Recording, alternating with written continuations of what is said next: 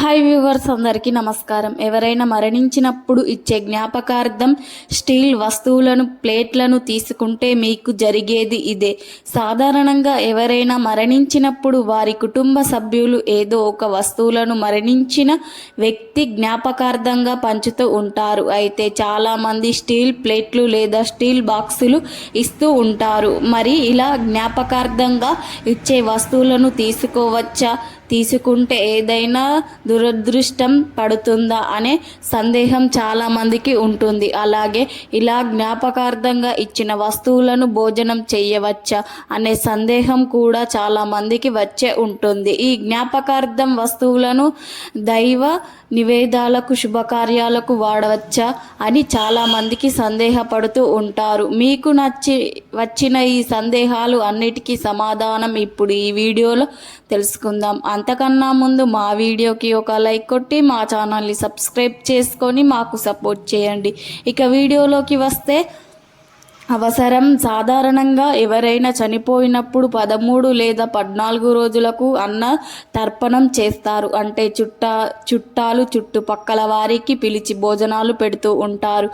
దిన భోజనాలు అని పిలుస్తూ ఉంటారు. చాలామంది ఈ దిన భోజనాలకు వెళ్ళడానికి కూడా చాలా భయపడిపోతూ ఉంటారు. చావు భోజనానికి వెళ్తే చావు ఇంటికి వచ్చేస్తున్నట్లు భయపడిపోతూ ఉంటారు. కానీ ఇదంతా అపోహ మాత్రమే. ఇలాంటివి అసలు నమ్మవద్దు అని గరుడ పురాణం చెబుతుంది. అసలు దినభోజనాలకు వెళ్తే చాలా మంచిదట. అసలు ఈ అన్నదానం ఎందుకు చేస్తారంటే, ఆ చనిపోయిన వ్యక్తి ఎవరికి రుణం ఉన్నాడో తెలియదు కాబట్టి అన్నదానం చేస్తే ఆ రుణం తీరిపోతుందట. ఈ దినం భోజనాలు పితృదేవత ప్రసాదం అని భావించి ఆ ప్రసాదాన్ని తప్పక స్వీకరించాలని శాస్త్రాల్లో చెప్పారు. గనుక దినం భోజనాలకు అందరూ తప్పకుండా వెళ్ళి, అంతేకాదు ఈ అన్నం వలన చనిపోయిన వ్యక్తి ఖాతాలో పుణ్యం పెరుగుతుంది. దీనివల్ల పాపం కూడా తగ్గిపోతుంది. కాబట్టి దినం భోజనాలకు ఎంత ప్రాముఖ్యత ఉందని పండితులు చెబుతున్నారు. అలాగే ఈ మధ్య కాలంలో చనిపోయిన వారి జ్ఞాపకార్థంగా స్టీల్ ప్లేట్లను, ప్లాస్టిక్ వస్తువులను ఇస్తూ ఉన్నారు. ఈ వస్తువులను తీసుకొని నష్టమేమీ జరగదని గరుడ పురాణం చెబుతుంది. కానీ జ్ఞాపకార్థంగా ఇచ్చిన వస్తువులను సరాసరి నేరుగా ఇంట్లోకి తెచ్చుకోకూడదట. ఈ వస్తువులను ఇంటికి తీసుకువచ్చి ఇంటి ముందు వాటిని మన ఇంటి బయటనే ఉంచి నీటితో కడిగి బాగా ఆరబెట్టిన తరువాత ఇంటిలోకి తీసుకురావాలని శాస్త్రం చెబుతుంది. జ్ఞాపకార్థం ఇచ్చిన స్టీల్ వస్తువులను మనం తినే భోజనానికి వాడుకోవచ్చు. ఈ మధ్యకాలంలో చాలామంది చేస్తున్న పెద్ద పొరపాటు ఏమిటి అంటే, ఈ జ్ఞాపకార్థ వస్తువులను తెలియకుండానే దేవుడికి నైవేద్యాలను తయారు చేస్తూ ఉంటారు. కానీ ఇది తెలిసి చేసినా తెలియక చేసిన చాలా పెద్ద తప్పు అని శాస్త్రం చెబుతుంది. కాబట్టి ఈ జ్ఞాపకార్థ వస్తువులను ఇంట్లో ఎక్కువగా రోజులు ఉంచుకోకపోవడం మంచిది కాదని వేద పండితులు చెబుతున్నారు. హిందూ మతంలో మరణం ముగింపు కాదని నమ్ముతారు. ఎందుకంటే హిందువులు పునర్జన్మను నమ్ముతారు. మరణించిన వ్యక్తి ఆత్మ మరొకరి శరీరంలో పునర్జన్మ పొందుతుందని మన పెద్దలు చెబుతున్నారు. చనిపోయిన వారి బట్టలను వేసుకోకూడదని, వారి వస్తువులను ముట్టుకోకూడదని, వారికి సంబంధించినవి ఇంట్లో ఉంచకూడదని నమ్ముతుంటారు.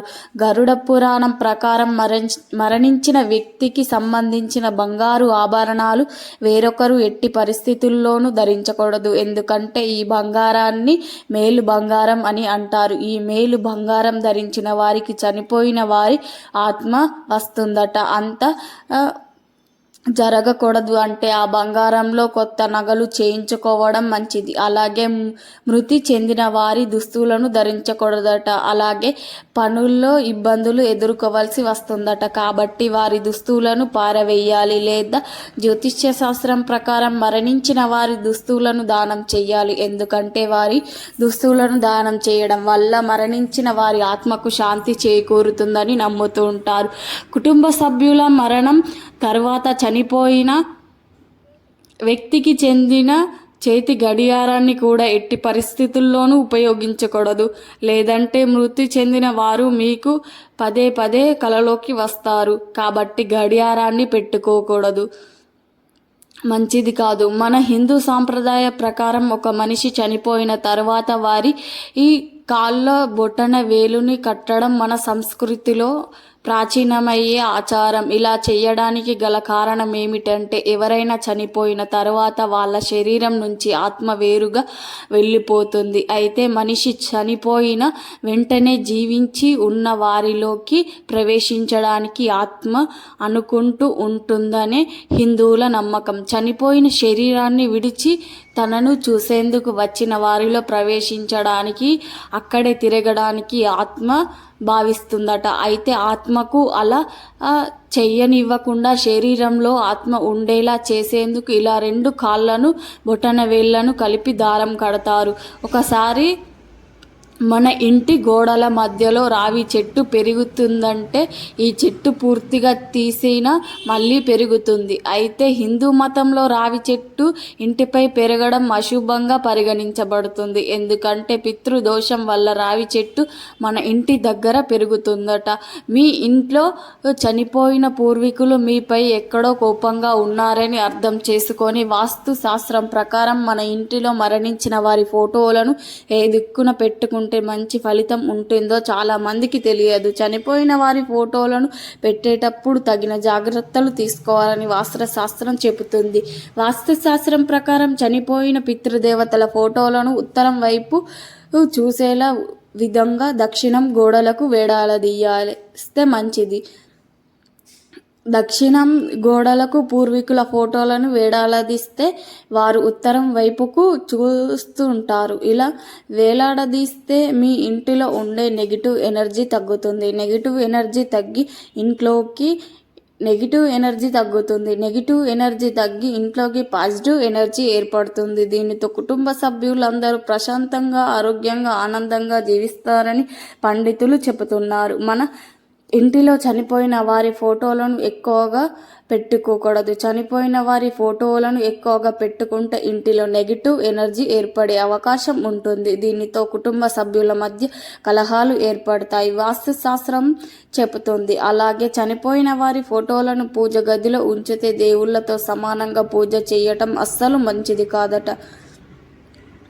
ఇలా చేస్తే దేవతల ఆగ్రహానికి మీ కుటుంబ సభ్యులు గురయ్యే అవకాశం ఉంది. అదేవిధంగా